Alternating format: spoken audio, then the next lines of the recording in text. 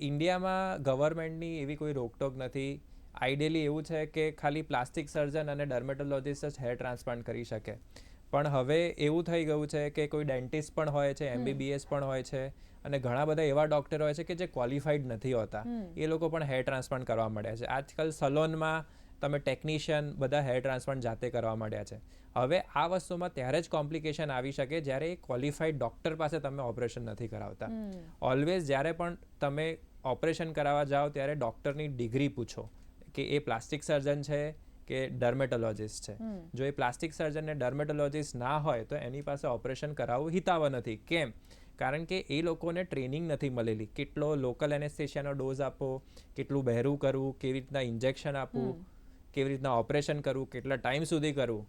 સો આ બધી પ્રોબ્લેમના લીધે આ ઇન્ફેક્શનનો રેટ કે પેશન્ટની મોત થઈ જવી એવું એ લોકોના હાથમાં. ક્યારે પ્લાસ્ટિક સર્જનના હાથમાં ક્યારે આવું પોસિબલ થયું નથી અને થવાનું પણ નથી.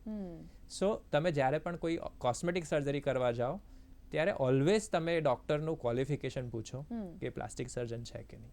અત્યારના લોકો પોતપોતાની જાતને એવું કહે છે હું કોસ્મેટોલોજીસ્ટ છું, હું એસ્થેટિશિયન છું.